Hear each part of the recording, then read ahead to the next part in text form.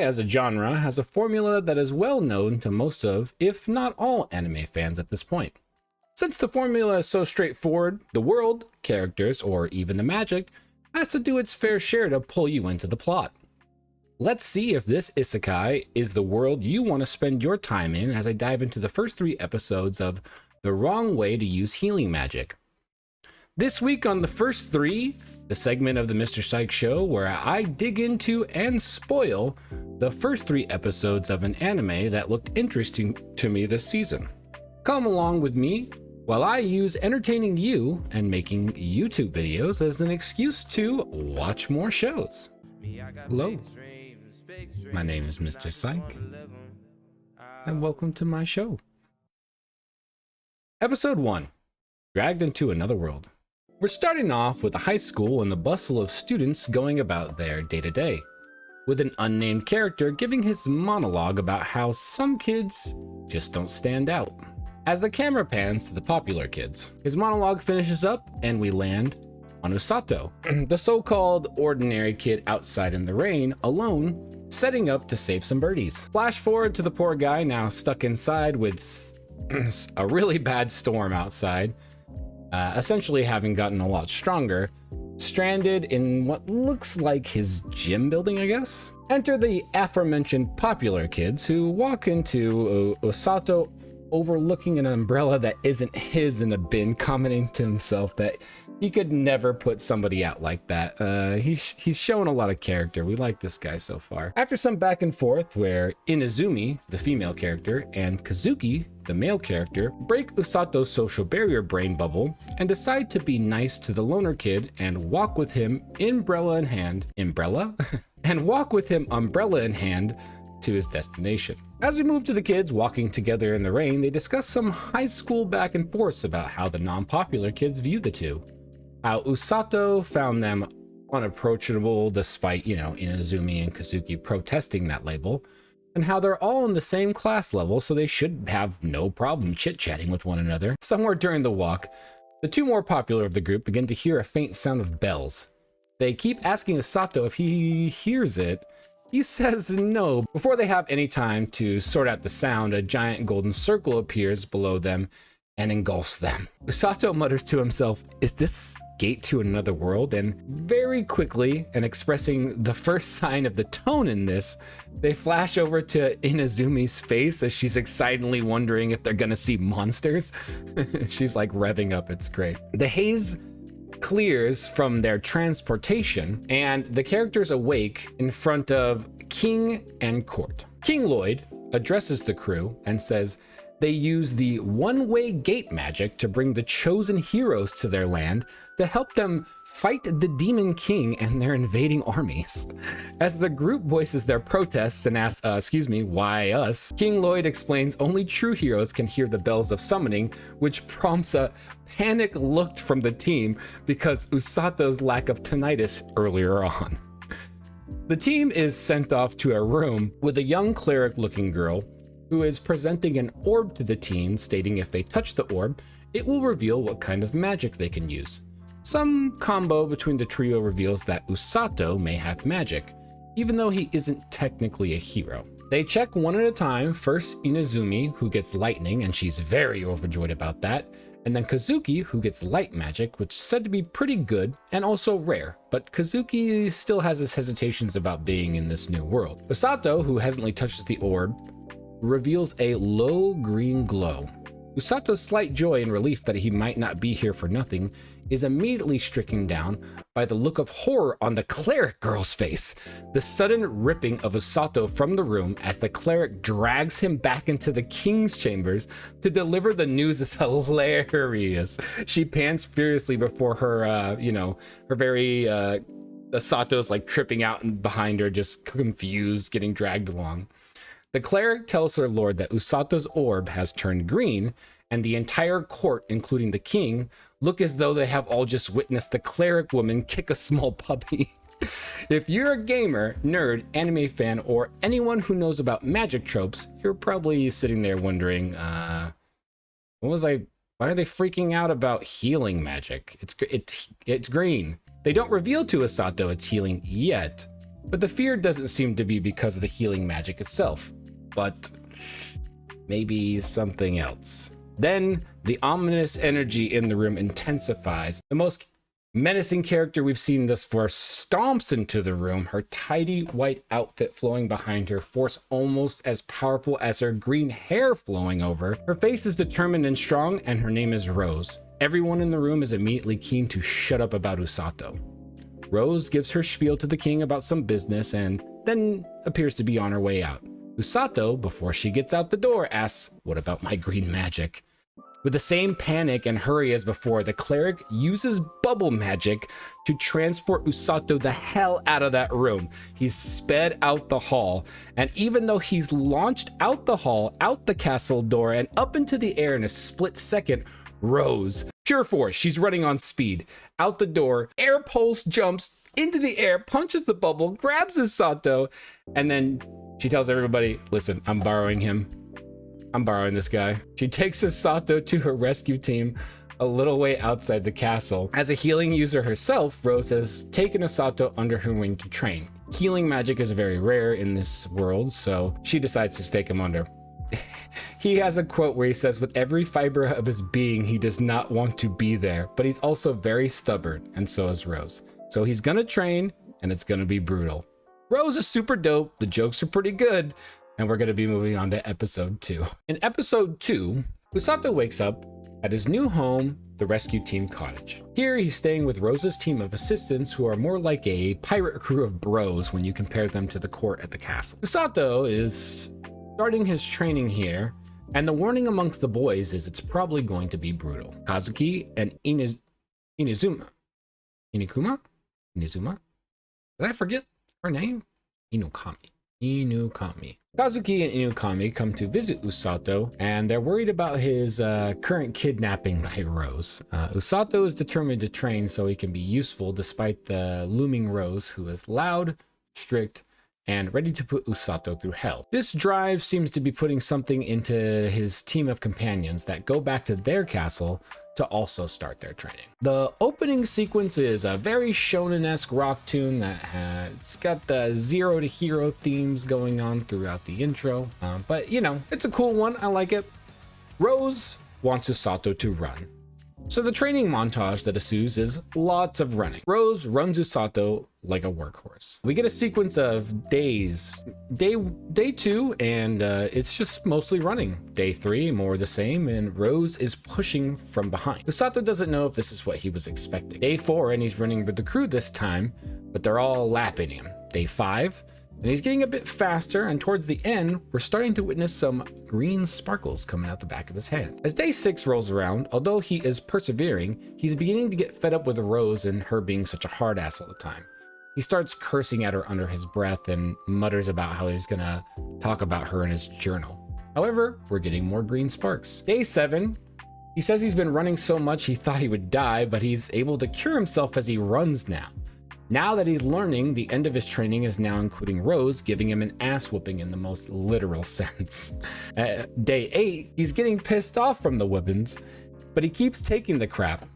He starts saying Rose is a witch, but he's only writing it in his journal, and he's always talking about how he's gonna add it to his journal. It's pretty funny. On this day, his heals level up a bit, and he heals his ass, quite literally.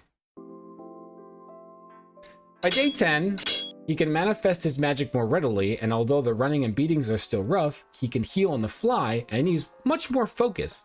Maybe he seems to be having a little bit of fun? We go to day 11, and now we've got push-ups. 800 plus. He's self-healing, and he's continuing to grow as he self-heals.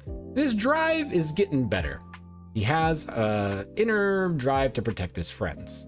Day 12, runs, push-ups, body's feeling lighter. Day 13, Rose is relentlessly adding weight. Big bricks, no little kid stuff. Sato is healing on the fly now. By day 14, we roll into a time skip. We get a scene with the Sato about to enjoy a well-deserved lunch after a long day dragged out in the sun. One of the crew members thought it would be funny to hide his lunch, and his absolute meltdown is a wonderful character development point. He's getting fed up, but he's also tough and determined. As we flash forward to day 21 and another visit from the friends, The duo of Kazuki and Inukami is accompanied by a senior knight and a small princess-looking girl. As a slow pan of Usato doing push-ups with a massive block on his back while Captain Rose sits powerfully and arrogantly atop the block staring down at her pupil. It's so awesome. Kazuki and Inukami look on in shock at the young man's transformation and the exchange between Rose and Usato, who are currently throwing lip back and forth to one another.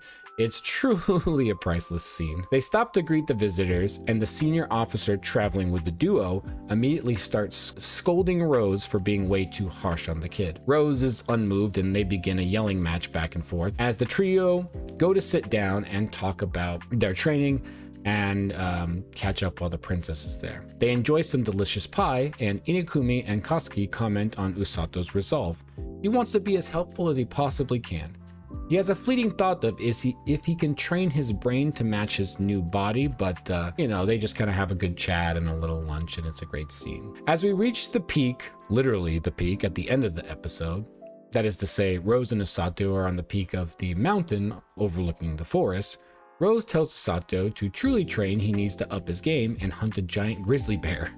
While Usato is panicking over his upcoming mission, reminiscing over a memory from when he was reading up on the bears the other day, he is rudely interrupted by his new mentor picking up his terrified frozen body and hurling him across the air into the forest for his first real test. And then we'll go on to episode 3. In episode 3, we start the bear hunt. So far, the characters are selling the show and the jokes are landing.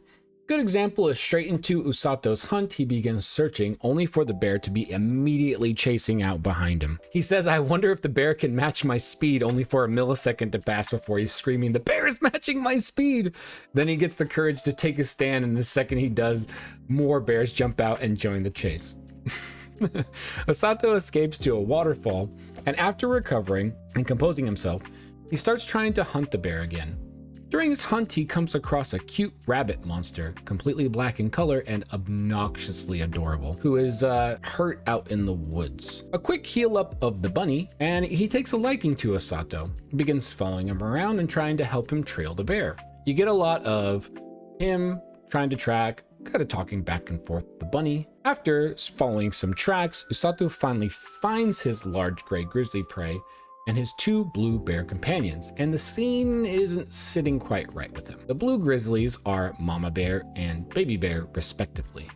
Rose only sent him out to hunt the gray one, but their otherwise not threatening nature when they're in their habitat makes Usato leave and regroup. The bunny also seems unthreatened by the bears, so things are making Usato question his goals. Since he's surviving on his own, we get a scene where he makes a choice that he kinda knows is probably not gonna be a good one, to drink some water he thinks looks a little questionable, only to deal with some nasty stomach poisoning later. He goes through the arduous task of healing his insides, but takes a valuable lesson away for later in the meantime. We get a little bit more casing of the bear's home and a scene of the bunny companion leading Usato to some fresh water and showing some pretty high levels of understanding. During the excursion out on their water trip, they wind up on a section of the forest that causes the bunny to get rigid and be on edge. Through tense muscles and darting eyes, Usato notices a giant snake, and he immediately knows that this thing is a dangerous threat, as compared to the grizzly bears that didn't give him the same aura. Usato goes back to finally confront his mission. He knows he shouldn't mess with the snake. The back and forth in his mind of needing to fulfill his goal for Rose because he is stubborn and not really wanting to kill the grizzly. The juxtaposition gets met with a kick to the metaphorical teeth as Usato arrives to the scene of the grizzly bear and the mama torn up by snake bites and the baby left crawling out of the rubble. The bears, uneaten, tell a story of a kill for sport and not one of nature. Usato doesn't like what he sees. The bunny steels itself to lead Usato to the snake for one last showdown. Even though Usato told him otherwise, the bear cub also goes to try to square up with the snake. Usato digs deep, facing the fact that all his training has mostly just been running and no combat. During the snake fight, Usato grabs out a stick he had from his pack and goes at it. He takes a massive tail strike, but heals, and after some footwork, he attempts to jump at the snake with a sleight of hand move that gets his arm bit, but leaves the wooden object lodged in the snake's mouth. He gets kind of taken back. Usato is weak and reeling because the snake has poisoned him from the bite. The training from earlier pays off, however, as he clears the poison faster than he may have been able to had this been his first go round at it. He then lunges at the snake with all of his "I can beat the first boss" energy he can, and the snake gets shanked in the eye. All the while, the tiny baby bear takes every little bite, nibble, and scratch he can, getting him his licks before that snake goes down. Usato lays Bunny and Bear near, with his mana depleted, happy with his victory, as his victory is cut short when the snake comes flying back up, ready to go, bloody eyes staring for vengeance into Usato. Usato is frozen, and he looks over the oncoming snake jaw, and in a wonderfully character-perfect moment, he screams every insult he can about Rose, gearing up for what he thinks are going to be his final moments. Then, crashing down like the dominant captain she is, Rose's boot falls firmly on top of the snake's skull, driving it to the forest floor, ending the battle as Usato looks over in relief. The bunny is revealed as Rose's companion, faking kindness to keep tabs on Usato, which sort of pisses him off. Rose also shows her protege some kudos as she says with his progress, they might be able to take the Demon Lord on. The small blue grizzly seems to imprint on Usato as Rose dominantly tells the small creature, "You'll be coming with us from now on." The bear nuzzles up to its new friend and helps Usato up onto his back. The final scene with this group is a pan down of Usato being carried by his bear friend, who's being carried by Rose on their shoulder, carrying them all out the forest to their final checkpoint. As we get to the end of the episode, we flash to our apparent demon lord and his demon companion. Hot characters with horns. The end. Isekais are not really the anime genre that I gravitate towards. So usually the show itself has got to do a lot of work with something to get me hooked in. The world, something going on with the powers. Something's got to sink its hands in me, sink its fangs in me. The best part of the wrong way to use healing magic is I don't think I forgot any of the funny moments, and all of the funny moments landed for me anyways. Usato is generally funny and his character shines, taking a "I'll just do my best with this situation" approach without it coming off as too corny. The world and its stakes take a backseat to character interactions and a fun spin on the healer being the hardest ass character in the show with Usato's mentor Rose. Rose's boss energy is perfect, and the green-haired lady gets bias points for being one of those archetypes I will generally gravitate towards in any show. Isekais don't usually do it for me, and they might not do it for you either. However, if you like anime when they land their jokes, and you're looking to just get lost in funny character interactions that will probably show off some interesting and out-of-the-box ways to be a support class on your team, then you, like myself, might enjoy this one for your anime slot this season. Personally, I'm going to be continuing this one just for Rose alone. Thank you for watching the video. These videos are pulled from my live video podcast. To be part of the live discussion or see everything full and unedited, join me Sundays 10 a.m. PST where we talk about gaming, anime, and VTubing each week on the Mr. Psyche Show. Like, subscribe, and remember to be kind to each other. Peace.